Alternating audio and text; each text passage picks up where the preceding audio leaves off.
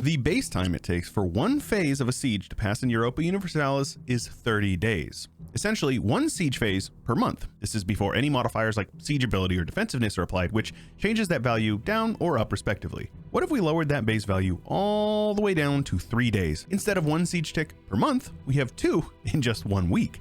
This will certainly make war settle much faster, as nations can get full occupied, including forts, in just a matter of a couple of months. So needless to say, this is going to change quite a bit about how the game progresses, and it's going to be a fun one to watch. Make sure that you like the video if you do agree, and subscribe to the channel for more videos like this to come. Not a sponsor, but I've spent the last 6 months or so working very hard on an alternate history mod for EU4 called Post Phenom. It's going to be released on January 19th. I'm very excited for it, and if you want more information, join the Discord linked in the description. Early on, it's almost certainly going to help the big guys, you know, like the Ottomans taking out Byzantium, France taking, you know, English France or whatever. And that's probably going to be how it is for the most part for a while. I imagine it's going to cause some snowballing. If I had to guess, a lot of people who are able to just kind of rush down forts, people will be able to peace out faster, or they'll be willing to peace out faster. And we should see some pretty big blobs pretty quickly, I imagine. And then that's when the fun begins, is when people just start absolutely beating the tar out of each other, full occupying each other. So should be good. I'm definitely looking forward to this one. And we definitely have to keep in mind rebels, because rebels are going to be a problem. As long as they can cover the land, they can definitely win the sieges. You know, obviously if they get killed, then it doesn't matter. But yeah, I think we're going to see a lot more black lines in this run than we have in the past as well. Take a look. I'm on speed 3, and this siege is going incredibly quickly. Now, if they can just get some good rolls, they full annex somebody in like a month. So, like I said, we're going to see some blobbing. My goodness, Sweden is actually declaring independence with a big England and Burgundy on their side, like 6 months into the game. We'll see how that goes. They're pretty isolated, and you know, they're going to be sieged down quite quickly. Probably not going to win the Independence War, if I had to guess. The cowards of England gave up Maine, avoiding the 100 Years' War, so France decided to go to war with somebody else instead, and they attacked Burgundy because they had a bunch of their troops up in Sweden, and it ain't going so well for them. They look like they're probably going to lose some land, though probably not too much of it. Lots of development means lots of aggressive expansion, and aggressive expansion will kill you in the early game. And they took quite a bit more than I thought they would. They took 6 provinces, including quite a bit of development up here in the Low Countries. So good on France, already looking pretty strong. And meanwhile, the Ottomans are at war over here, and we'll see how things go with that, because obviously they're going to be taking over Byzantium fairly quickly. But I'm always excited to see it, and I'm always going to point it out. We've got a beefy Albania. Kosovo is indeed Albania, at least right now it is. And always good to see. Love to see Skanderbro thriving. It's a beautiful color. It's probably my favorite nation color in the game. So shout out Albania. And of course, fast sieges means people who move fast, like the hordes, are going to be able to siege down people like China much faster. We're only 10 years in, and I think we're going to have a Ming explosion very soon, especially with all the devastation that goes on. Mandate ain't going to be feeling so well. Yeah, and they don't even have the disaster. So is the Empire of China's dead. They're not going to make it. Hey, yo, that's pretty cool. We're like literally 15 years in, and we got a Persia that's formed from Ajam. Very cool. Timurids have taken some land down here and then lost a bunch of land up here to their former subjects and Persia. So a bit of a Timmy migration, so to speak. Ottomans have taken over Constantinople, and Athens has taken over some of Byzantium. Okay. They've also taken over most all of Syria, pushing into the Mamluks lands literally 15 years into the game. So not a good look for them. So how about that Mushasha? I told you we're going to see some blobbing, and boy, we're definitely seeing some blobbing. Though I got to give a special shout out to my Irish bros. Sorry, you're English this time as well. And I don't know what happened with Burgundy, but they're independent and they integrated all their subjects. So I think that they got the Burgundian inheritance and then went elsewhere. I don't know what happened. Yeah, I really don't. And yeah, to nobody's surprise, the Ming have completely collapsed, and they're in the process of collapsing a bit more. Mandate was at like minus 1.5 for a minute, so probably not going to recover, if I had to guess. Persia continues to grow, which is pretty cool to see. I'm always happy to see a big Persia. Tunis was actually doing really well. They had all this land over here and a bunch of land over here, and then they just got whatever this is from Castile and Aragon, who Aragon is now the PU under Castile after taking some land from them. They also took some land from the Pope, apparently, and Naples, meanwhile, is independent. But France ain't messing around, taking some land from Brittany, taking the rest of the land over here from Burgundy, and taking some land in Provence down here. I think we're going to see a strong France. What do you guys think? Oh, yeah, and I almost missed this. Venice is a one-province minor in Verona after losing the rest of their land between Aragon or Mantua and Austria. So definitely not something I expected to see, but hey, that's pretty cool. Meanwhile, over here, Muscovy is blobbing hard with Danish, Russia, and Lithuania also blobbing down into Crimea, but they border the Ottomans now, so let's see how that goes for them. All is as it should be on the British Isles. Wink, wink. And then Scotland is just chilling over here, independent. So there you go.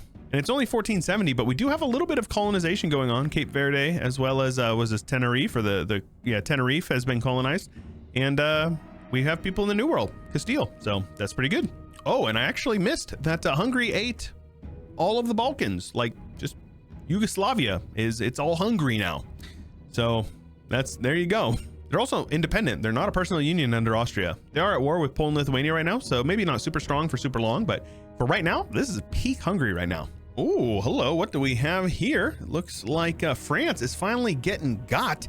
They attacked Savoy over here, who called in their friends of England and Austria, and now they're getting dumpstered, and the sieges are happening very, very, very quickly. Obviously, if they win some battles, they can siege it back, but yep, doesn't look like they're going to. They actually gave up quite a bit of land getting snaked by Castile, England, and Savoy.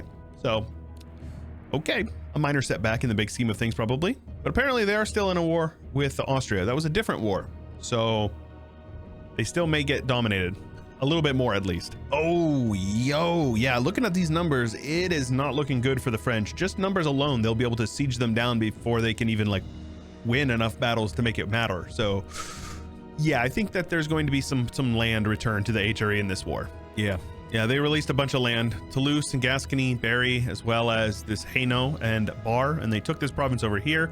Looks like they gave this land back to Burgundy. So France is down, not out, but possibly out. We'll see how they recover from this in the long term. Also, Hungary is definitely hungry. You can make that joke a million times this time. They took a ton of land from Poland, and they full annexed Moldavia. So that is a thing. Meanwhile, it looks like they lost the province to Sili, unless that province was there before. Not 100% on that. And shout out the Timurids, a one province minor over here in Western India, Pakistan area, I guess. So far from home, but at least they have a home to call their own, right? Right next door to a very beefy, very intimidating Maywar, and you guys know that Maywar never changes. Well, it was inevitable, but we do have a Great Britain here, and France still exists, but I'm not really sure in what capacity. The Age of Reformation is about to begin. Hungary looking very big, Austria looking incredibly big, Ottomans looking really good, Persia looking really good, Maywar, VJ absolutely massive down here, about to take a bite out of Bengal, and then Muscovy looking massive. I'm a big fan. I told you there'd be blobs, and boy, there be blobs. The colonial game is heating up. We have the Portuguese over here in Brazil, nothing new there. Meanwhile, New Granada is the only thing going on with Castile, and over here we have Portugal taking Bermuda, and that's it for the colonial game. The Protestant Reformation is being led by Bohemia, who has also been snaked between Saxony and Austria, but they have one center of Reformation, with Oldenburg having another one. There's only two so far, so it just began, and safe to say Protestantism is going to be pretty strong, at least it looks like it is so far. Time will tell. So it's 1580. A bit of time has passed. Britain has conquested most of France, and it looks like they're going to be splitting Spain with their ally of Portugal. So that is a thing. Clearly the Ottomans have grown, as has Russia. My goodness, has Russia. And watch these sieges. Just watch this. It's actually kind of cool to watch it happen on speed 5. You see how quickly the provinces are being occupied and then unoccupied. Hungary and Russia getting absolutely dumpstered by the Ottomans.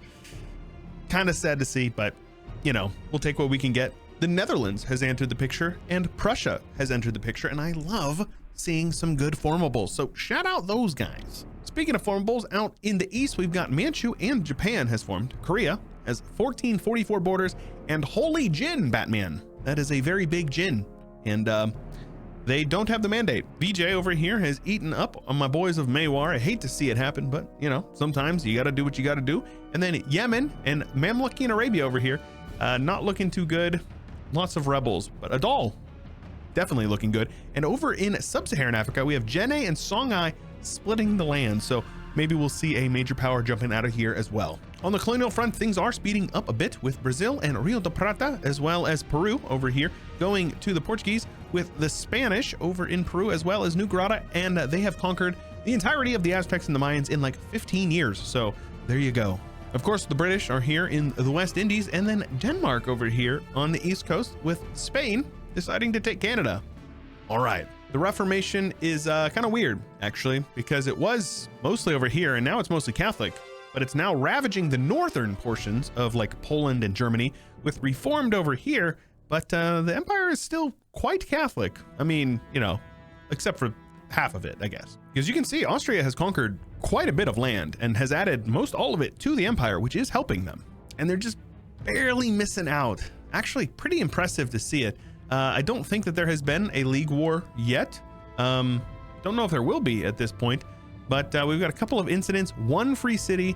So yeah, sadly, we're probably not going to see any more reforms past stalled out after 2. It is now 1640 and Spain continues to be a disappointment and die, apparently, with Great Britain looking incredibly powerful, and Portugal somehow getting these borders with some aylets over here from the Ottomans, who are a little scary, you know, like moderately, like 9 out of 10.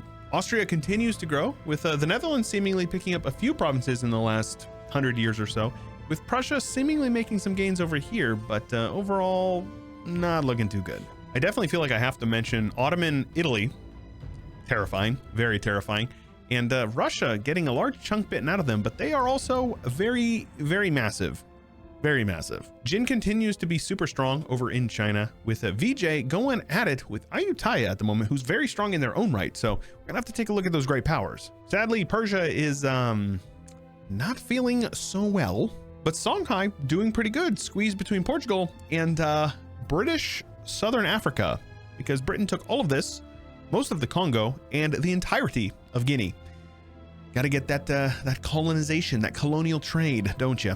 Over in South America, things are starting to fill in for the people who were here before, with British West Indies conquering a bit of land over here in Venezuela. So something to keep our eyes on.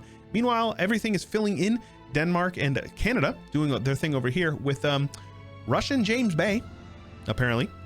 So keep an eye on that. And the left coast over here, speaking of Spanish this time around, as does Hawaii, by the looks of it.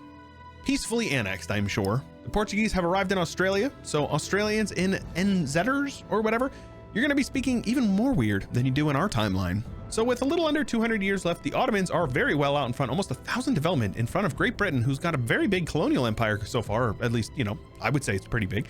Austria in the 3rd spot with under 2,000 development, neck and neck with Spain and their colonial empire. So definitely some competition in the top 4, with Portugal behind them. VJ actually going to be that 3rd, 4th spot once they embrace institution, as with Russia, and then Denmark in the top 8 with 768 development. So that's pretty cool. And it doesn't look like Austria is feeling too good, with about 100 years left. They're getting split between the Netherlands, who are very big and beefy, and Scandinavia, who was formed by Denmark of all places, because they ended up keeping Sweden loyal. I actually didn't think that they did, but they kept them loyal, integrated them, and now they are they're massive. They're absolutely massive. Not as massive, of course, as the Ottomans or Russia. It did say Russian Tartary, which I thought was funny, but now we have Russian Russia, which is way better in my opinion. Great Britain hasn't changed their borders in like 100 years, which is very funny. And it looks like the Ottomans have taken even more land in Italy and now have Tunisia. Portugal still hanging on. Songhai still hanging on. To be honest with you, most of Africa looks pretty similar. And then somehow, some way, we do have Sweden in this lesser Namaqualand or whatever. So don't ask me how. I really do not know how this happened. Though it does look like there's a bit of British imperialism going on. We have the British Moluccas in Indonesia, as well as over in the Philippines. So we also have the Ottomans here, because why not? They're everywhere else. Why can't they just be in the Philippines as well? VJ and Jin going back and forth over and over again, and it looks like VJ is winning because they have some of those record speed sieges, which is really saying something considering the fact that the whole mod is based on record speed sieges. Korea has grown by not one, not two, but 3 provinces over here. And South America ended up finishing with the British West Indies conquering a lot of land from New Granada. Didn't expect it, but it did happen.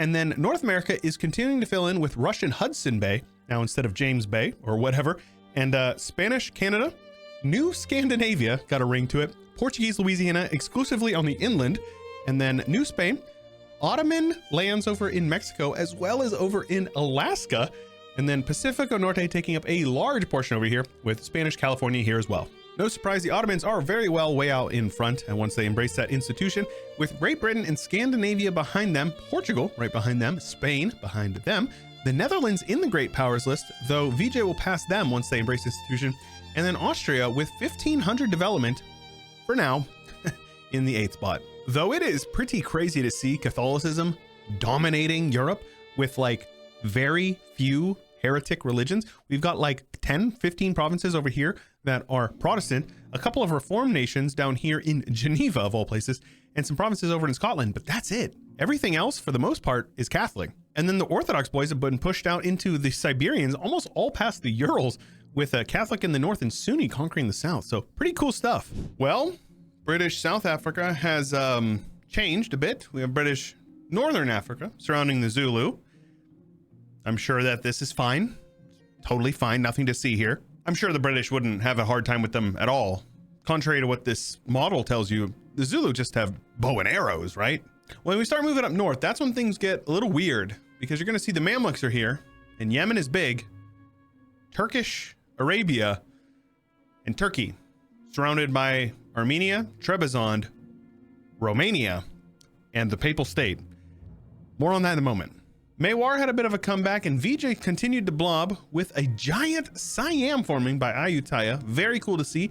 And Shan China taking the mantle of most of China, with Revolutionary Manchu up here with a couple of random tags up in the north, including a little bit of Russian North China, I guess. So it does seem like the revolution was at least active out in the east. And then over in the west, things are, oh my God, they're messy. Great Britain's borders look remarkably similar to what they did like the last 200 years, with Portugal taking over a bit of this. We have British Italy over here, so that makes sense.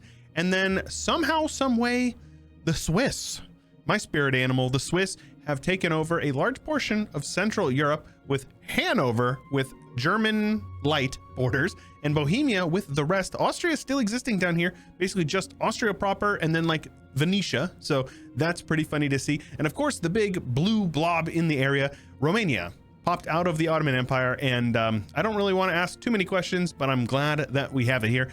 I'm very much a big fan of this, though it is kind of weird to see Romania without Transylvania.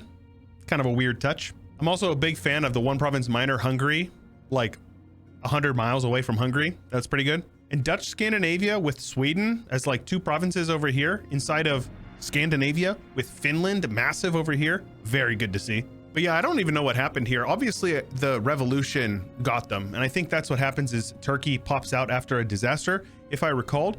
But they lost a lot of land. Like the Ottomans were massive before. Of course, seeing Spain being reduced to like basically nothing, you can just assume that basically the entire New World has broken free, with Californian Cascadia, because Cascadia, even though they used to be like all of this, is now gone, and Canada is massive, with the United States, New Portugal, Mexico, and a massive California over here. So, all right, some New World stuff. It's a Danish United States, so that's pretty terrible. But aside from that, I'm a big fan of all this. And religiously, things look a lot more interesting than they did last time. We've got the Orthodox has made a bit of a comeback. Catholic has been reduced in Germany over here. We've got the Swiss are Reformed, Protestants in Hanover.